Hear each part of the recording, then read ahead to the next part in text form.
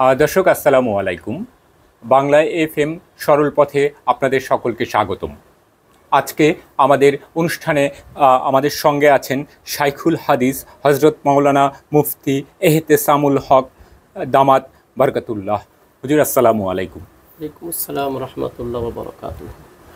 হুজুর, আমরা জানতে চাচ্ছিলাম একটু ছোট করে যে আসলে ইসলামে ঈমান বলতে কি বোঝায়?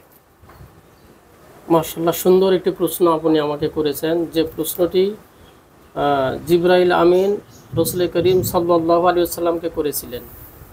তো আমাদের রসুল সাল্লাল্লাহু আলাইহি ওয়াসাল্লাম এই প্রশ্নের যে উত্তর দিয়েছিলেন সেই উত্তরটাই আমি আজ আপনাকে দিচ্ছি। তিনি এই প্রশ্নের উত্তরে 7টি বিষয় উল্লেখ করেছিলেন।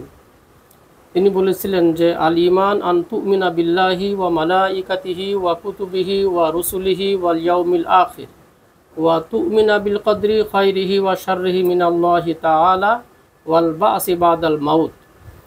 অর্থ হলো যে ঈমান বলতে বোঝাবে যে ঈমান আনয়ন করবে আল্লাহর প্রতি।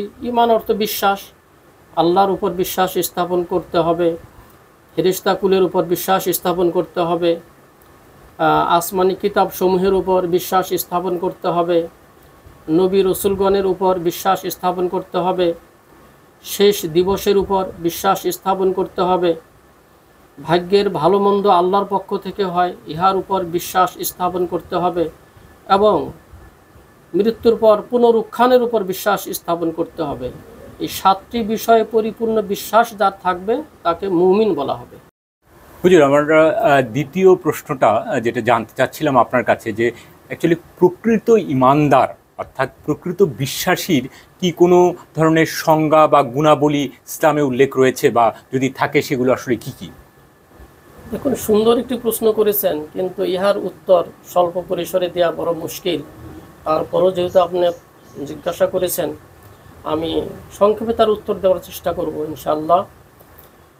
ঈমান পূর্ণতা অর্জন করার জন্য উলামায়ে কেরাম 5টি বিষয়ে পূর্ণতা লাগবে বলেছেন। একটি বিষয় হলো ঈমান সম্পর্কীয়, যেটাকে আকীদা বলা হয়। আকীদা সঠিক থাকতে হবে।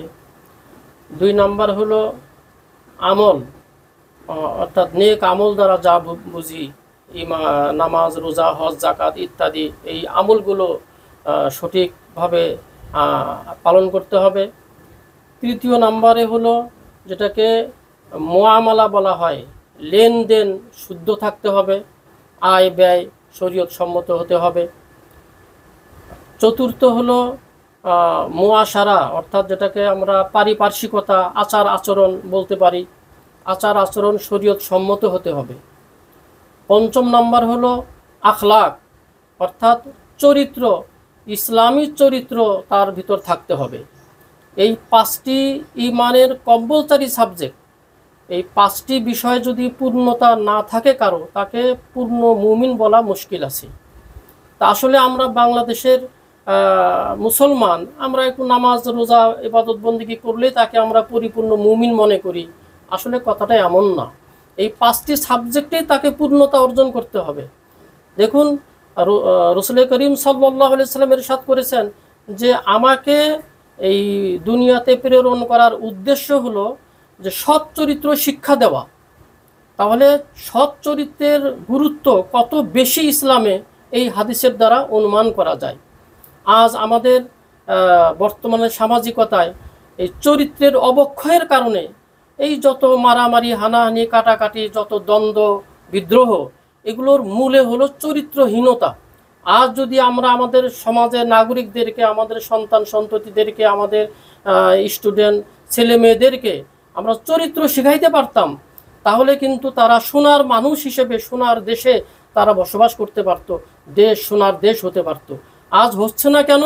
আমরা চরিত্রের কোনো সাবজেক্টই আমরা আমাদের প্রতিষ্ঠানে, শিক্ষালয়ে আমরা রাখিনি। অর্থাৎ ঈমান থেকে আমরা দূরে সরে যাচ্ছি।